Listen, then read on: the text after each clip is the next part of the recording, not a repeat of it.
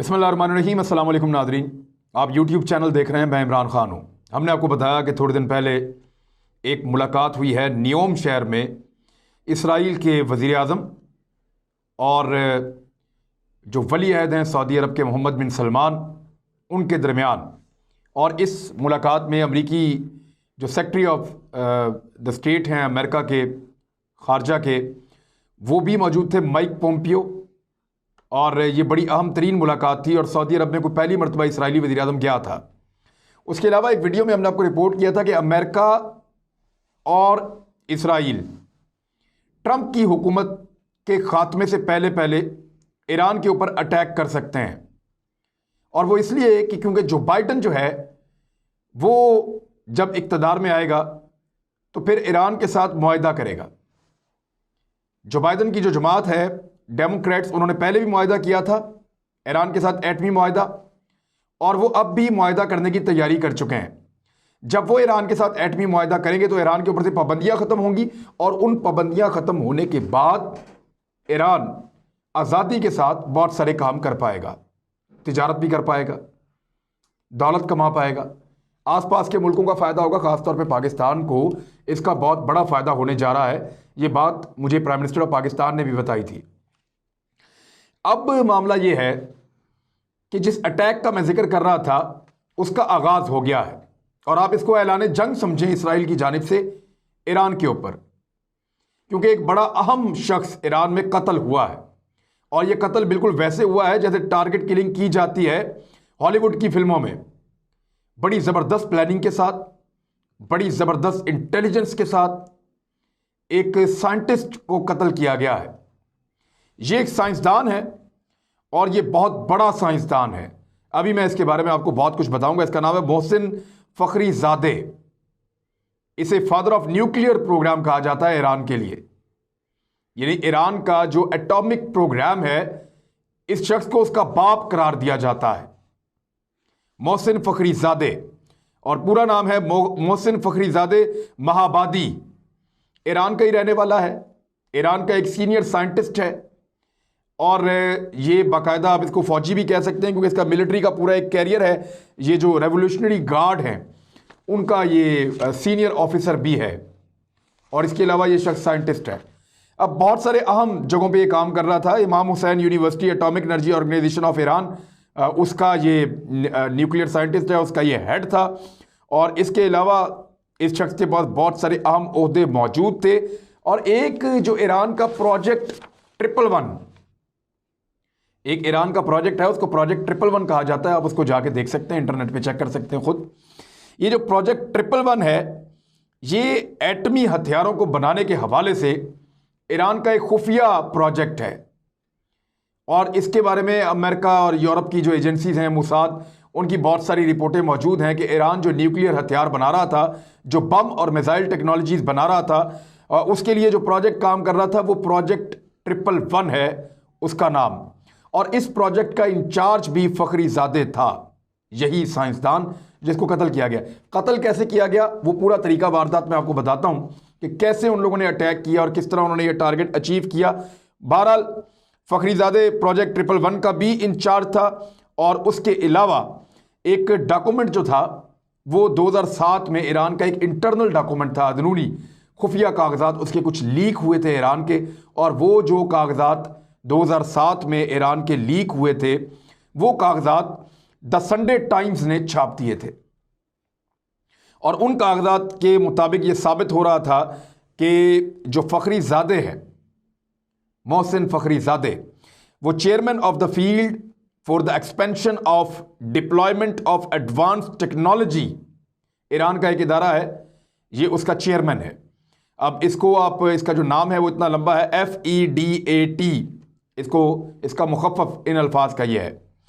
अब ये एक कवर नाम था इस ऑर्गेनाइजेशन का जो ईरान के जोहरी हथियारों की बनावट के लिए या उसको बनाने के लिए या उनकी तैयारी के लिए जो मंसूबा काम कर रहा था, उसका जो दूसरा नाम ईरान ने रखा हुआ था खुफिया, वो नाम था उसका expansion of development of advanced technology. अब उस डिपार्टमेंट का खुफिया कागजात के मुताबिक जो द संडे मैगजीन ने छापे थे, संडे टाइम्स ने, उसके मुताबिक chairman of the field for the expansion of development of advance technology जो था वो यही आदमी था, जिसका नाम है मोहसिन फ़खरीज़ादे। अब कुछ और रिपोर्टें भी हैं इनके बारे में, इनके ऊपर कुछ पाबंदियां लगी हुई थी अक़वाम मुत्तहिदा की जानिब से, इसी शख्स के ऊपर पाबंदियां थी। और वो पाबंदियां क्यों थी वो मैं आपको बताता हूं, क्योंकि एक इदारा है इंटरनेशनल, जिसको आप कहते हैं इंटरनेशनल एटॉमिक एनर्जी एजेंसी। ये एक इदारा है IAEA, international atomic energy agency. ये इस चीज़ को चेक करती है कि अगर किसी मुल्क के अंदर कोई एटॉमिक प्रोजेक्ट चल रहा है तो वो एनर्जी के लिए है या हथियार बनाने के लिए है, क्योंकि इसी एटम को आप एनर्जी के लिए इस्तेमाल कर सकते हैं, तवानाई के लिए इस्तेमाल कर सकते हैं अगर आप कंट्रोल तरीके से इसको करें तो, और इसी को आप मिसाइल के ज़रिए से फायर कर सकते हैं, इसको एटम बम के तौर पे भी इस्तेमाल कर सकते हैं। तो थोड़ा सा फ़र्क होता है, और उसके लिए उन्होंने एक एजेंसी बनाई है कि कौन सा मुल्क किस मकसद के लिए यूरेनियम को इस्तेमाल कर रहा है। यानी मखसूस धातुओं से एटम बम बनता है, उनको अगर इस्तेमाल करना है तो आप एनर्जी भी बना सकते हैं, बम भी बना सकते हैं। तो ये जो इदारा है इंटरनेशनल एटॉमिक एनर्जी एजेंसी, ये बताती है कि आप किस मकसद के लिए इसको इस्तेमाल कर रहे हैं। आप बम बनाना चाहते हैं, मिसाइल्स में डालना चाहते हैं, या आप इसको इस्तेमाल करना चाहते हैं तवानाई हासिल करने के लिए, एनर्जी हासिल करने के लिए। तो ये जो इदारा है इसने ईरान से कहा था कि हम इस आदमी का इंटरव्यू लेना चाहते हैं और इसको इन्वेस्टिगेट करना चाहते हैं और कुछ सवाल जवाब पूछना चाहते हैं।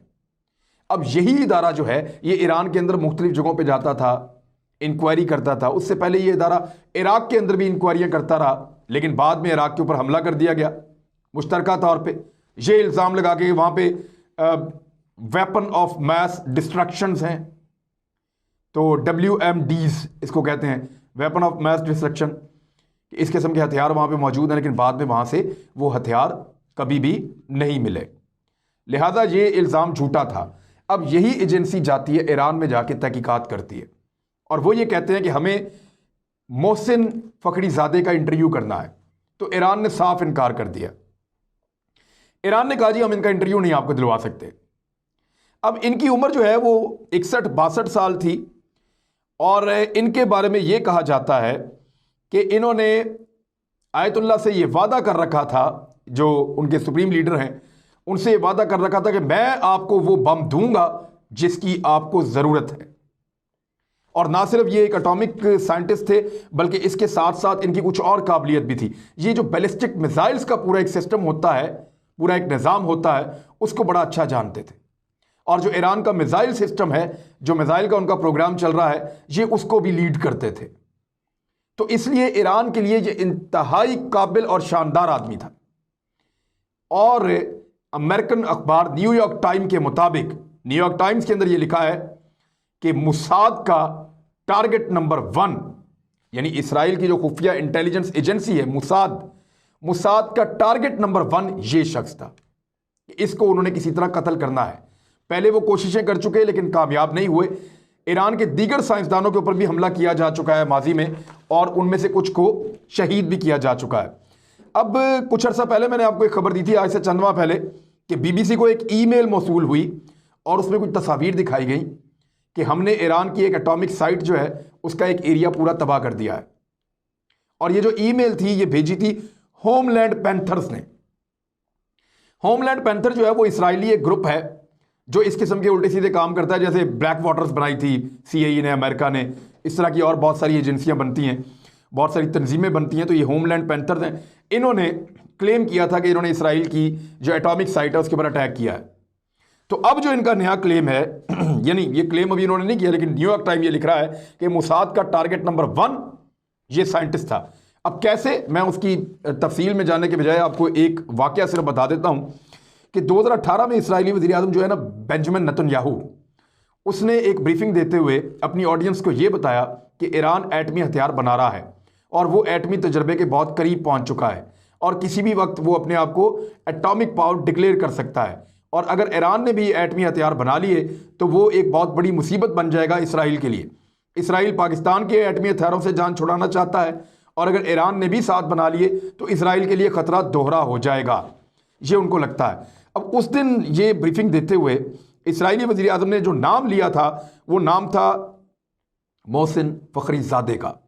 और मोहसिन फ़खरीज़ादे का नाम लेने के बाद उन्होंने अपने सामीन से उसी वक्त कहा था कि इस नाम को आप याद रखिएगा। ये कहा था उस वक्त इसराइली वज़ीर आज़म ने, और इसलिए कहा था कि इस नाम को आप याद रखिएगा, ये आपको सुनने को मिलेगा, और आज ये सबको सुनने के लिए मिल रहा है। और ईरान के इस अजीम साइंटिस्ट को शहीद कर दिया गया है और ये अब इस दुनिया में नहीं रहे। और ये कुछ इसराइलियों के मुताबिक और अमेरिकन के मुताबिक, इवन पेंटागन के ऑफिशियल्स के मुताबिक, इनके बगैर ईरान के लिए ज़्यादा मुश्किल हो जाएगा अपने न्यूक्लियर प्रोग्राम को पाया तकमील तक पहुंचाना। अगर ईरान एटम बम बनाना चाहता है तो ये साइंटिस्ट के हलाकत के बाद, इनकी शहादत के बाद, ईरान के लिए ये काम कई गुना मुश्किल हो चुका है। इनके साथ बहुत सारे गार्ड्स होते थे, सिक्योरिटी होती थी। ये अपनी फैमिली के साथ मूव कर रहे थे ईरान में। एक गांव से ये निकले थे और एक शाहराह के ऊपर इनके ऊपर अटैक हुआ है। अटैक किस तरीके से हुआ, जो वहाँ के मीडिया ने रिपोर्ट किया और जिस तरह से बताया जा रहा है, वो ये है कि एक ट्रक खड़ा हुआ था, उस ट्रक के अंदर बहुत सारी लकड़ी थी और लकड़ियों के उस ढेर के नीचे जो है एक बम छुपाया गया था। जब इनका काफिला वहाँ से गुजरा तो वो बम ब्लास्ट हुआ, उसकी वजह से इनका काफिला रुका, वहाँ पे बहुत दूर तक मलबा बिखर गया। तो फौरी तौर पे 5 गनमैन मुख्तलिफ सिमतों से निकले और उन्होंने अंधाधुंध फायरिंग की है।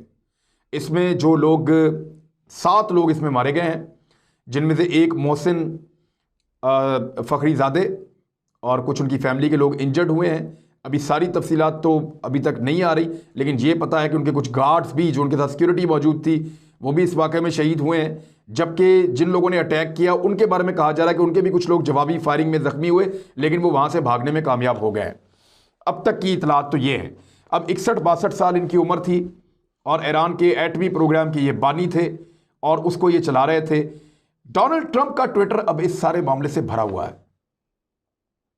इसराइल ने इसके ऊपर अभी तक ये नहीं कहा कि हमने ये किया या नहीं किया, लेकिन डोनाल्ड ट्रंप के ट्विटर पे आप चले जाएं तो आपको पता चल जाएगा कि एग्जैक्टली इसराइल ने किया है, एग्जैक्टली मोसाद ने किया है और अमेरिकन इस वक्त की जो गवर्नमेंट है उनकी मर्जी के साथ किया है। वो ये चाहते हैं कि उनको इस बात का आइडिया है कि जैसे ही जो बाइडन की हुकूमत आएगी वो ईरान के साथ डील करेंगे, न्यूक्लियर डील, और उसके नतीजे में ईरान पे पाबंदियां खत्म हो जाएंगी। तो उससे पहले पहले, वो हुकूमत आने से पहले पहले ईरान के न्यूक्लियर एसेट्स को और इस तरह के लोगों को जो उसको एटॉमिक पावर बना सकें, जितना हो सके डोनाल्ड ट्रंप के दौरे हुकूमत में नुकसान पहुंचाया जाए, पहुंचा दिया जाए। और यही तय हुआ था मोहम्मद बिन सलमान में और नेतन्याहू में, और यही तय हुआ था माइक पोम्पियो में और डोनाल्ड ट्रंप में और इन सारे लोगों के बीच में। अब नेक्सस आपको बड़े आराम से समझ आ गया होगा। ईरान के लिए ये एक बहुत बड़ा नुकसान है और इस नुकसान से अब वो कैसे निकलता है और इसका बदला कैसे लेता है, क्योंकि ईरान ने स्ट्रेट अवे ये कहा है कि ये हमला इसराइल ने किया है और इसराइल इसका खुमियाजा भुगतेगा। जबकि दूसरी जानिब अमेरिकन अखबार, न्यूयॉर्क टाइम और दीगर अखबारात ने ये क्लेम कर दिया है कि वाकई ये हमला इसराइल ने किया है और इसराइल ने अपना टारगेट नंबर 1 उनकी एजेंसी मोसाद ने अचीव कर लिया है। अब देखना है कि ईरान इसका जवाब कैसे देता है और उसके जवाब के बाद सिचुएशन किस समझ जाती है। क्या कोई महदूद जंग हो सकती है इसराइल और ईरान में, या ईरान ने अगर इसराइली किसी टारगेट को टारगेट करना है, निशाना बनाना है किसी जगह को, तो वो कौन सी जगह होगी, किस जगह पे वो ऐसा करेगा। ये वो सवालात हैं जिनका जवाब हमें आने वाले दिनों में मिलेगा। अपना ख्याल रखिएगा, अपने इस चैनल का भी। अल्लाह हाफ़िज़।